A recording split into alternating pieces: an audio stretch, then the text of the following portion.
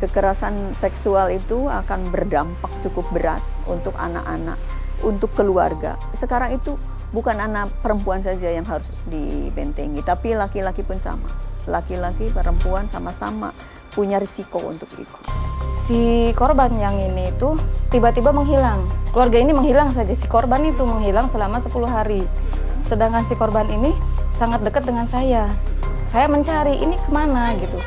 Ternyata si kakak ini tuh memang identiknya penyakit ya. Hati nurani kita yang gerak, terdorong untuk menolong kasus pelecehan ini. Anak-anak yang selama ini saya dampingin, alhamdulillah mereka sudah ada perubahan. Dari tadinya tertutup, dia sudah mulai ceria. Siapa yang mau anaknya ternodai sejak kecil?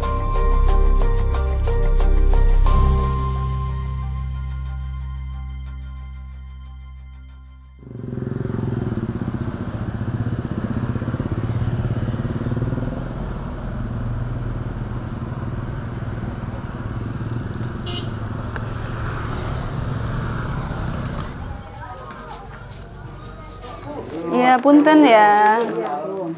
Nggak apa-apa. Tapi ini makan mau, Bu? Bubur mau. Harus bubur ya kalau. Bubur aja ya makanya. Iya. Berarti Jumat mah masih sekolah ya? Hari Kamis mulai ininya. Oh, kerasanya Kamis, Jumat. Terus dari Kamis sampai sekarang belum berobat? Berobatnya di warung aja, nggak mau diperiksa tuh, maunya di dokter nanti hari Senin. Sekalian di hari Senin. Kalau saya pun mau dia komunikasi gitu, tapi kalau umpamanya lain itu enggak ya. Kalau kita berarti ini mual juga dong? Iya, mual. Mual juga sakit, ya. Katanya sakit. Tapi enggak sempat muntah ya, enggak ya? Enggak. Baiklah. Ya udah, Sukma cepet sembuh ya. Pinter. Kalau ada obat cepet diminum. Ibu jangan lupa nanti disegerakan ya berobat ya. Iya, sini Bu. Mamahnya ini ya, yang lagi sakit ya? Iya. Keluar gitu kayak gitu, Bu. Iya, kenapa tuh? Udah ke itu belum? Ke puskesmas? Udah? Iya. Terus ini kelihatannya panas. panas ya, masih angin. Anget. Ya. Ke ini lagi aja Bu ya. Ke dokter lagi. Pada tahun 2014 kami melihat fenomena yang cukup cukup cepat tentang kekerasan terhadap anak, khususnya untuk kekerasan seksual ya. Nah, Kementerian Sosial waktu itu mencari lembaga yang kira-kira bisa membantu dalam penanganan anak-anak yang mengalami kekerasan seksual. Nah, oleh karena itu kami waktu itu menyediakan diri dari yayasan kami untuk membantu Kementerian Sosial dalam memfasilitasi bagaimana caranya anak-anak yang mendapat kekerasan ini bisa difasilitasi oleh kami. Kemudian setelah itu Kementerian Sosial banyak komunikasi dengan kami, dan tahun 2014 kami sudah mulai menangani anak-anak yang bermasalah seksual itu. Waktu itu kami sempat mendapatkan klien-klien yang begitu banyak, khususnya dari Indramayu dan Kuningan. Kuningan itu sempat sampai ada sekitar 60 ke atas. Ya. Kemudian apalagi Indramayu itu udah cukup banyak. Ya, di kota Cirebon juga. Kebanyakannya kasus-kasus itu menimpa anak-anak yang SD, SMP, ya. SD sama SMP. Kalau yang kasus yang kemarin terjadi di akhir-akhir ini, malah sebagian besar adalah anak-anak SD. Kasus anak tentang kekerasan seksual gitu, gimana menurut Ibu? Ini ngeri nggak di sini? Ya nggak ngeri lagi, Bu. Membayangkan andaikan terjadi sama anak saya sendiri gitu. Ya pengennya sih jangan sampai terjadi seperti itu.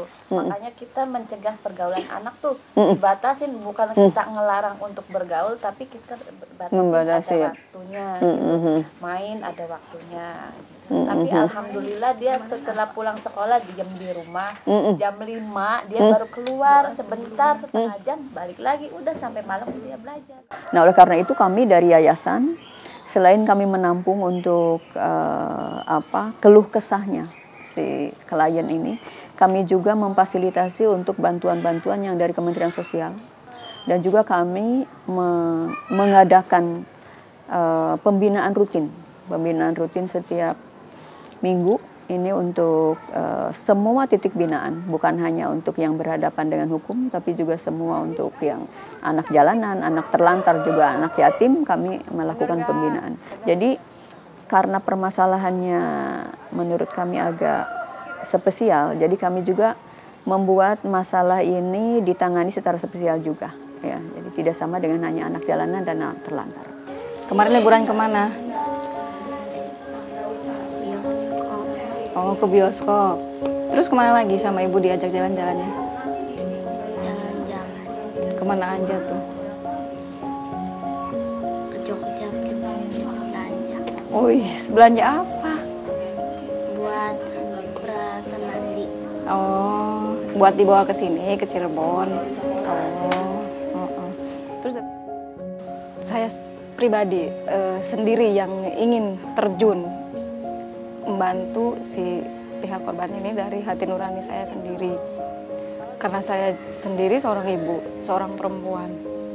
Apalagi ini terkait sangat di bawah umur. Saya pribadi sendiri juga punya anak perempuan. Saya membayangkan diri saya yang menjadi pihak si korban ini gitu kan. Dari situ saya terjun sendiri ingin membantu si korban ini sampai tuntas, sampai dia mendapatkan keadilan. Makanya sekolah yang rajin, nggak apa-apa tiap hari berangkat. Nggak, kan kemarin-kemarin masih diantar sama mama ya. Mulai besok nggak usah diantar, nggak apa-apa. Berangkat sendiri ya, mau kan? Berani ya. Kan sekarang udah kelas 5 ya. Nanti bentar lagi mau SD. SD kelas 6, sebentar lagi mau kelas 1 SMP ya. Masa masih mau diantar sama mama? Sekarang kan udah berani ya. Udah nggak takut lagi kan. Kan cita-citanya mau jadi guru. Tapi kalau pulang dijemput juga ya Bu ya? Iya. Kalau dulu sih cuma hanya nganter kan ya Bu ya, nanti pas waktunya pulang dijemput. Iya. Nah, waktu kemarin terakhir habis kejadian mah ditungguin ya Bu ya sampai Itu sampai dari mulai masuk sampai ibu sampai ditanyain sama guru. Ibu kenapa ditungguin? Enggak, ininya tuh habis sakit Pak. karena capeknya sih apa sih ini tuh dari bayi itu sama ibu ya. mbahnya Iya. sampai jadi dia tuh yang jadi beban merasa bersalah ke ibunya, jadi merasa saya mendidik cucu tuh nggak berhasil gitu. Jadi pribadi dia seakan-akan dia menyalahkan diri dia sendiri dan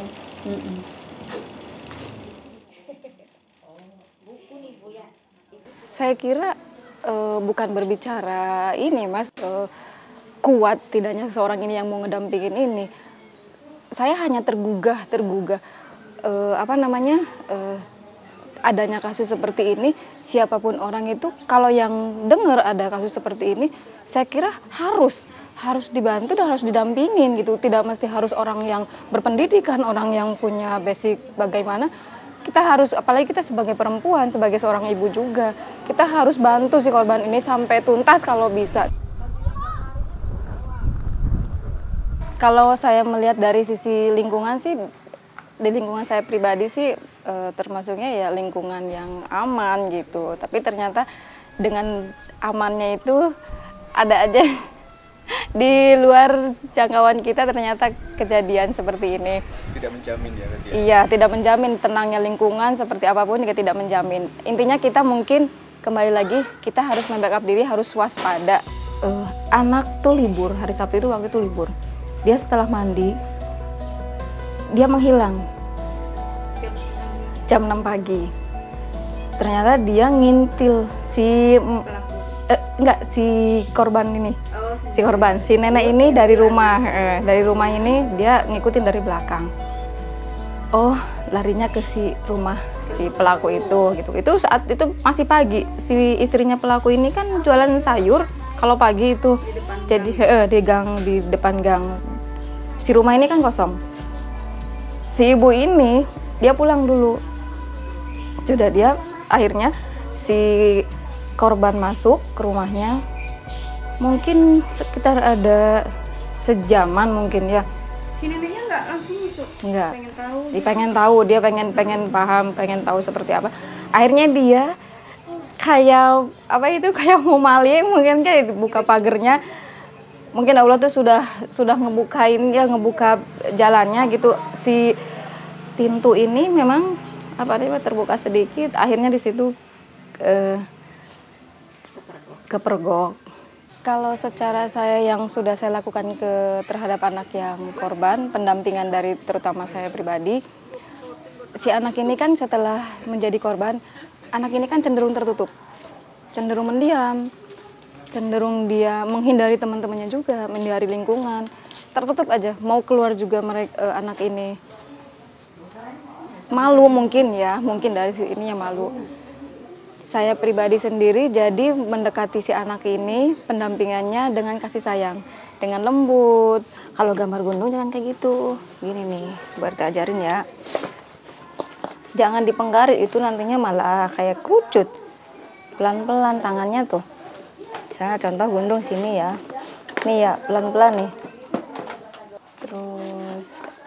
Terus bayangin gunung tuh bentuknya seperti apa terus, tapi jalan, tangannya jalan. Ditekan ininya tuh, pensilnya jangan ditekan banget. Jadi ya Mei ya, ini dulu ya, jangan langsung ditekan ya. Maksudnya dilemesin lah ininya tuh, tangannya tuh. Tuh, kayak gunung kan? Nah, coba Pia bisa nggak? Sini, coba nyobain di sini sebelahnya. Jadi tangannya dilemesin, tapi sambil ngebayangin, oh bentuk gunung seperti ini, gitu. Jadi tangannya tapi jalan. Kayak Bu RT tuh gitu. Ya nggak apa-apa, ini udah bagus. Nanti lain kali bikin pohon nggak usah digaris. Keinian tangan aja, jangan digaris. Misalnya contoh begini, set. Jadi nggak usah lurus, gitu maksudnya. Tuh ngebentuk pohon, ya kan? Kalau di kota Cirebon ini sebagian besar ke korban ya, yang pelaku-pelaku itu belum begitu intensif.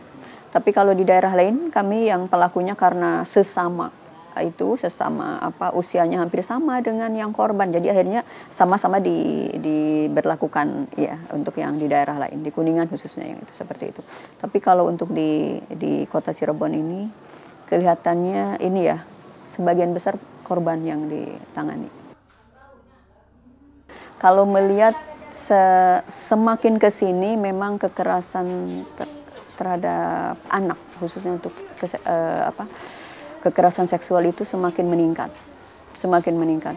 Dilihat dari fluktuasi yang ada di kami sejak tahun 2014 kami menangani tentang itu, semakin hari semakin meningkat. Kasus itu akan terungkap kalau ada laporan. Nah, ini laporannya itu. Masyarakat itu kelihatannya masih takut kalau misalnya pelakunya itu masih keluarga dekat. Kenapa? Kalau keluarga dekat kan nanti dia juga satu aib, keduanya juga kalau misalnya proses secara hukum, dia juga kan akan yang tadinya mungkin dia sebagai sebagai keluarga dekat, dia nanti lama-lama akan diproses ada di pengadilan, lama-lama dia akan berhadapan di pengadilan ya dalam kasus-kasus yang menurut sebagian masyarakat mungkin masih aib ya kalau membuka itu. Nah, sedangkan itu dibuka di pengadilan. Jadi akhirnya ya udahlah, mungkin akhirnya tidak dilaporkan gitu. Nah, itulah mungkin yang sekarang ini kita mau benar, mau baik.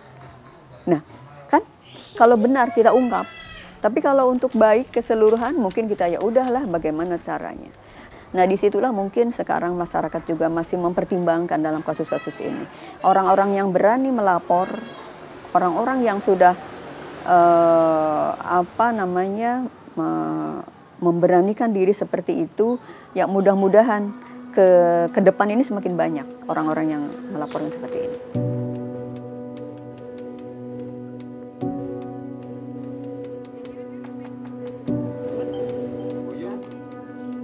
Bagaimana di anak-anak yang perempuan?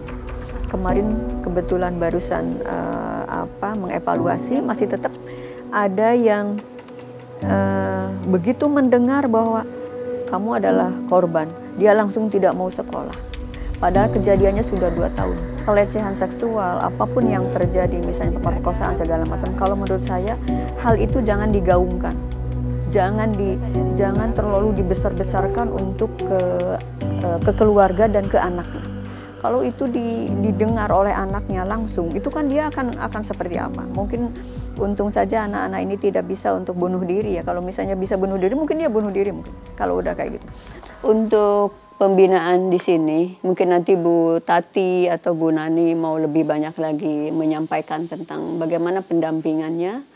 Ya, kami punya prinsip bahwa anak yang dibina ini adalah di keluarga.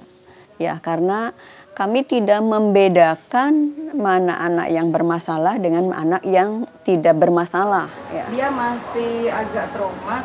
Akhirnya ada psikolog di tetangga saya sendiri gitu ya. Dia psikolog juga. Akhirnya karena dia tersentuh, jadi menawarkan diri. Sudah Bu, ini saya akan pendampingan sampai insya Allah sampai dia mau yang dulu sangat ngunci gitu kan, tidak mau terbuka sama sekali ke teman maupun ke orang tua sendiri gitu kan. Dia sudah mulai membuka diri. Apapun itu dia mau membuka diri, bercerita ke ibunya juga. Kalau dulu kan sangat ngunci, kita di BAP di polisi juga dia susah banget kita tuh sampai kita juga iya.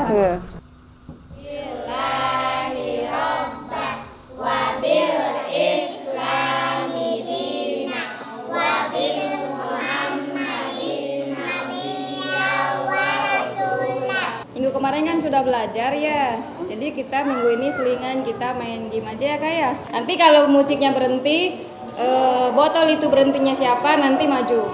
Bentuk ada 5, rupa-rupa warnanya. Selain dari pendampingan saya pribadi, kami dari yayasan juga mengadakan pendampingan seminggu sekali, entah itu kita pelajarannya, saya ajarkan anak-anak ini mengaji, terutama saya mengajarkan norma-norma dari agama dulu. Itu untuk tahu batasannya, lebih si anak ini biar tahu mana yang muhrim, mana yang tidak muhrim. Dari situ pendampingan saya pribadi sendiri.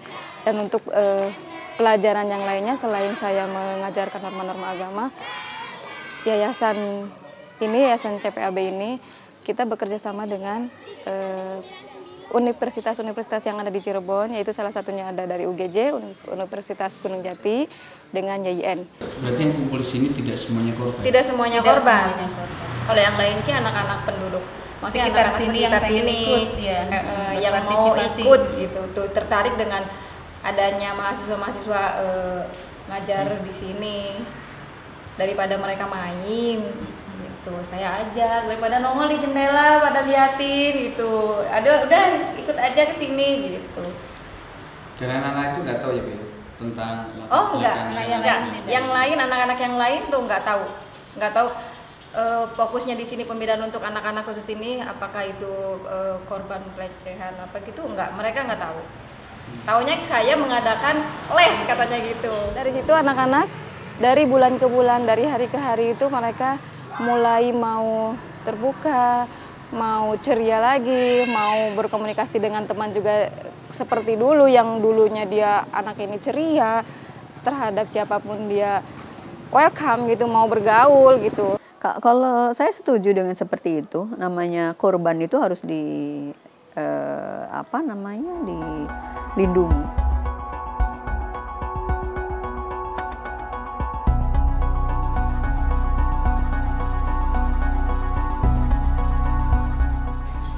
Satu korban ini kebetulan sangat dekat sama saya pribadi. Dia bercerita.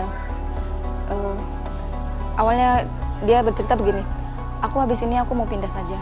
Kenapa? Saya dekati, kenapa?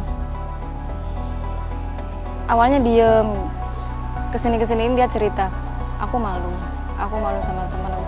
Oh enggak mesti harus malu.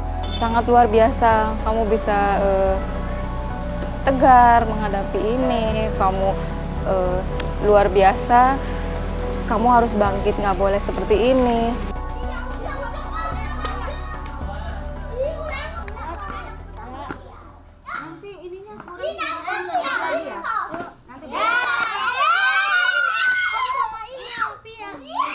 Ini kan kecil sama dibagi grup. Ini cowok ada 2 sini. Via sama Vioni bagi. Ajaklah anak-anak atau korban ini bergembira, mungkin bisa dengan nonton bersama, mungkin juga dengan bermain bersama, outbound ada permainan di luar, mungkin juga dia dengan cara diajak untuk rekreasi keliling kota bersama, seperti itu juga bisa menghilangkan ini. Nah, kemudian berikutnya kami juga memantau bagaimana dia kondisinya di rumah dan di sekolah. Kalau misalnya kita menganggap bahwa persentase yang besar itu harus harus menanganinya dengan sungguh-sungguh. Begini, tadi kan disampaikan bahwa ini adalah fenomena gunung es. Ada lapor, ada tidak. Jadi jangan-jangan yang besar itu karena lapor semua. Ya, kalau yang kecil itu mungkin dia tidak lapor, akhirnya kecil lah ininya persentasenya. Jadi kenapa saya tetap bahwa sekecil apapun ada kasus anak itu harus ditangani dengan sungguh-sungguh. Kami menganggap walaupun tidak ada kekerasan, preventif lah yang harus dilakukan. Bukan berarti alarm ini menunjukkan bahwa di sini banyak kekerasan. Tapi alarm ini adalah untuk menyetop, jangan sampai ada kekerasan. Jangan tunggu kasus banyak, jangan tunggu di pengadilan ini sampai antri untuk membahas tentang ini, jangan sampai seperti itu. Tapi bagaimana caranya supaya kita menyetop? Menyetop itu yang tadi itu bisa preventif, bisa kuratif. Pencegahan itu harus sedini mungkin. Korban tidak harus menunggu apakah itu langsung korban yang fatal, hanya pelecehan kecil juga. Kita harus bisa membackup, harus warning, pencegahannya harus diseriuskan. Apalagi ini menimpanya di anak-anak di bawah umur gitu.